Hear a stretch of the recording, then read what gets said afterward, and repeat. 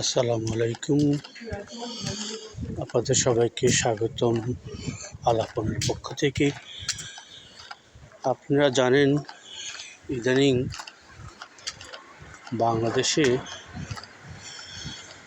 সংসদে তুমুল আলাপ আলোচনা বিতর্ক ওয়াকাওয়াট চলতেছে। বিরোধী শিবির পক্ষ থেকে সরকার পক্ষকে বলতেছে যে তারা ফ্যাসিস্ট হয়ে যাচ্ছে, তারা ফ্যাসিস্টের মতো আচরণ করতেছে।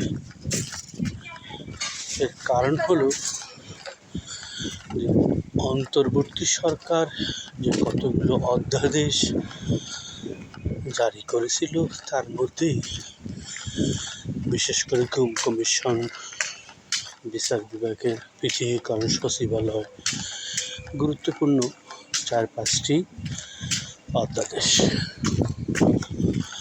আসেন, এই অধ্যাদেশগুলো কেন বিএনপি সরাসরি বাতিল না করে পরবর্তীতে বিচার বিশ্লেষণের জন্য রেখে দিল? এর একটা কারণ হলো এই গত 18 মাসে যে সরকার, আপনারা জানেন, সেই সরকারের মধ্যে ছাত্রদের দল এনসিপির যে দাপট ছিল, সে দাপটকে জামাত সুন্দরভাবে ইউজ করে বিভিন্ন জায়গায় জামাতের লোকজনকে সুন্দরভাবে সেট আপ করে রেখেছিল। সেরকমভাবে বিচার বিভাগ, দুর্নীতি দমন কমিশন, কমিশন, এইসব স্পর্শকাতর বিষয়গুলোকে,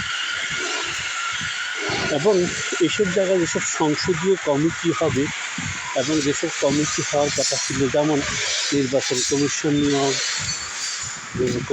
নিয়োগ, তারপরে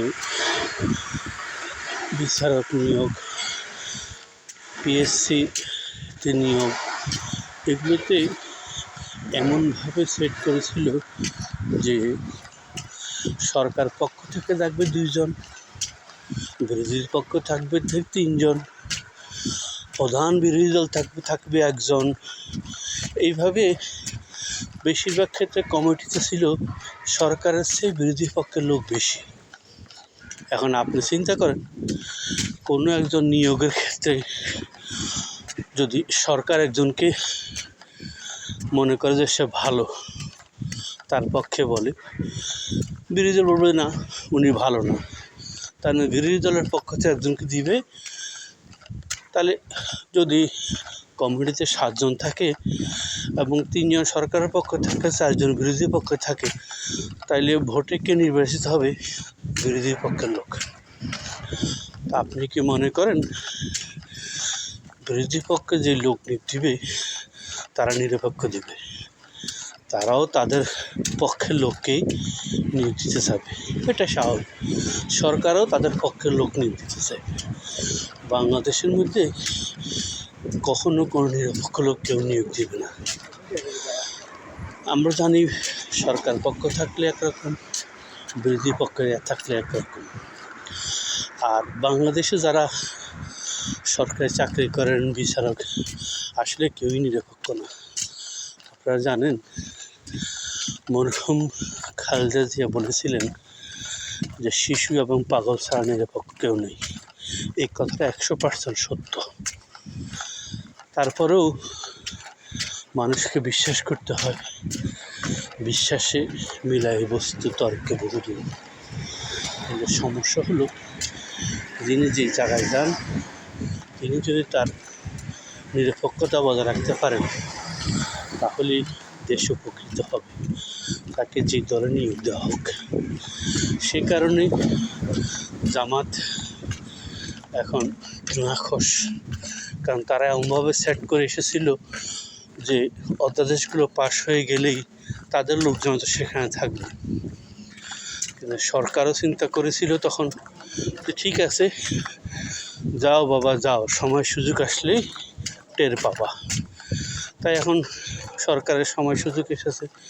সরকার চাচ্ছে যে জামাতের বেশিরভাগ প্রভাব প্রতিপক্ষ ইয়াকে একটু কমিয়ে যাতে মোটামুটি নিরপেক্ষ একটা সরকার করা যায়, দলীয় লোক দিয়া হোক এবং আরও নিরপেক্ষভাবে হোক, তাহলেই সরকার দেশটাকে ভালো চালাতে পারবে, বিচার বিভাগও ভালোভাবে কাজ করবে।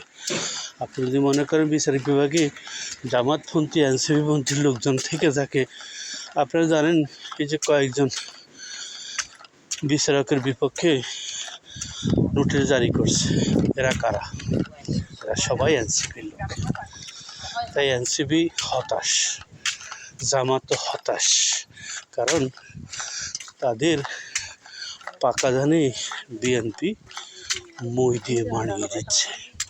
এটাই হলো আসল কথা। আর বাংলাদেশের কিছু সুশীল, কিছু বুদ্ধিজীবী, এরা কখনোই বিএনপির পক্ষে ছিল না, এরা এখন বিএনপির বিপক্ষে, কারণ তারা জানে একমাত্র বিএনপি ভালো কাজ করে বাংলাদেশে। তাই সুশীলদের সুশীলতা আমরা গত 18 মাসে দেখেছি। তারা এমনভাবে ভাবছে যে নিজেরাই সরকার। আরে ভাই আসেন নির্বাচন করেন, আপনি নির্বাচন করে দাঁড়ান, আপনাকে মানুষে ভোট দেয় কিনে, এরা জামাতও পাবে না, থাকবে না এদের সুশীলদের, এরা কেউ জিততেও পারবে না, এক ভোট পাবে 400-500 ভোট। তাই নিজে পরীক্ষা না দিয়ে বিনা ভোটে পাস করতে চাচ্ছে, কারণ বিনা ভোটে সরকারগুলো তাদেরকে তুস করতেছে, আর ভোটের নির্বাচিত সরকার তাদেরকে তোয়াজ করতেছে না। এটাই হলো বাংলাদেশের মূল সমস্যা। আপনাদেরকে সবাইকে ধন্যবাদ আমার কথা শোনার জন্য। সবাই ভালো থাকুন।